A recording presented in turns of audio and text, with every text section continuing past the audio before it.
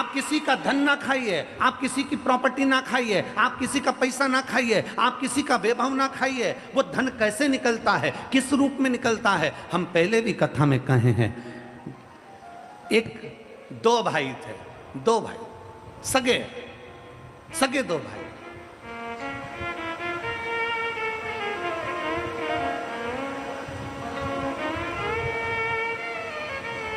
एक भाई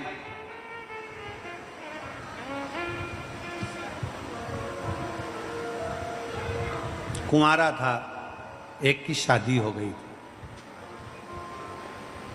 घर में पत्नी थी, छोटा भाई था। भाई को एक बीमारी लग गई और भाई को बीमारी लगी और बीमारी लगने के बाद भाई उसके ऊपर खर्चा करने लगा।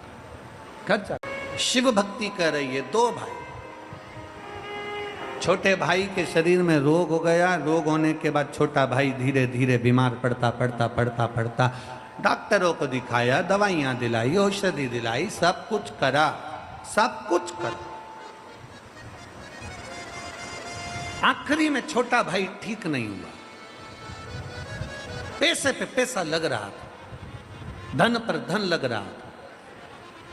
धर्म पत्नी ने अपने पति से कहा, सुनो तुम्हारे भाई पर लगभग लाखों रुपए खर्च हो गए, पर तुम्हारा भाई ठीक नहीं होता, तो मेरा निवेदन है डॉक्टर से मिल लो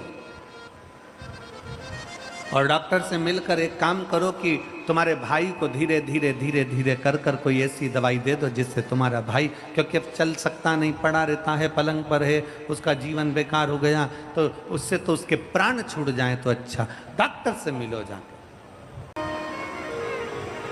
बड़े भाई की पत्नी ने कहा कि अब इनका शरीर, तुम्हारे छोटे भाई का शरीर साथ नहीं दे रहा, डॉक्टर से मिलो और कोई ऐसी दवाई ले लो जिससे स्लो पॉइजन जैसा दे देकर, अगर अपन पॉइजन देकर मारेंगे तो लोग कहेंगे कि बताओ भाई को मार दिया।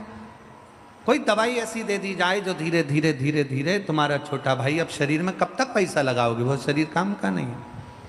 बड़े भाई ने कहा ठीक है, डॉक्टर से जाकर मिले। डॉक्टर ने एक दवाई दे दी, 2 बूंद ये दवाई देते रहना, किसी को मालूम ना पड़े, और वो मरीज गया। डॉक्टर कभी ऐसी दवाई नहीं देता कि किसी के प्राण छूटे। ये बड़ा भाई डॉक्टर के पास नहीं गया था, ये बड़ा भाई किसी हाकिम के पास पहुंच गया, किसी अन्य के पास पहुंच गया और थोड़ा धन देकर उसी को डॉक्टर बनाकर उसी से धन देकर दवाई लेकर आ गया। डॉक्टर कभी बुरा नहीं करता। हमने पहले भी कहा कि डॉक्टर शिव का एक रूप होता है।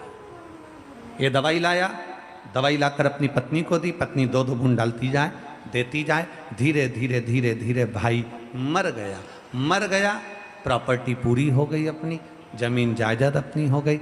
समय बीत गया, बड़े भाई के घर में औलाद नहीं थी। जैसे ही छोटा भाई मरा, उसके 1 साल बाद छोटे भाई मरने के बाद में भाई की पत्नी को औलाद हो गई।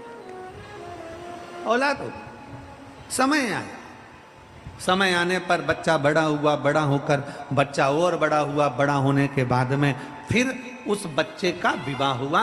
विवाह होने के बाद उसकी भी पत्नी आ गई। पत्नी आने के बाद फिर उसकी तबीयत उस बच्चे की खराब हुई। बच्चे की तबीयत खराब हुई तो बाप को मालूम पड़ा कि असाध्य रोग हो गया है, जो रोग समाप्त नहीं हो रहा। बाप अपने उस बेटे के पास में बैठा था, बहू रो रही थी, माँ रो रही थी, और बेटे के पास रोता आंख से आंसू ढाल रहा, आंख से आंसू निकल रहे। भगवान तूने क्या कर दिया, मेरे बेटे को कौन सा रोग दे दिया, मेरे बेटे को कितनी बड़ी तकलीफ दे दी, भगवान तूने क्या कर दिया।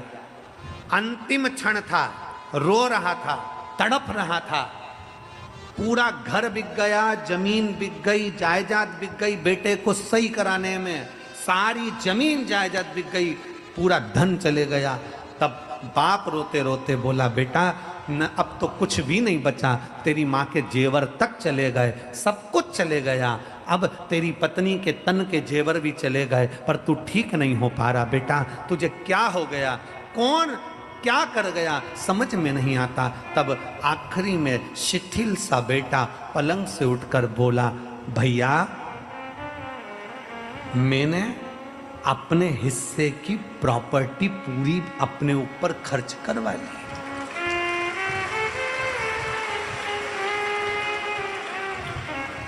मैं तेरा भाई, जन्म लिया तेरे ही घर में, तुझसे ही खर्च करवा कर जा रहा हूं। कर्म की गति बड़ी विचित्र है, इसलिए शिव महापुराण की कथा कहती है कि तुम 7 दिन में 7 बार में बुधवार, गुरुवार, शुक्रवार, शनिवार तुम्हारी मर्जी पड़े जो करो, पर इतना जरूर करो कि हम किसी का बुरा ना करें।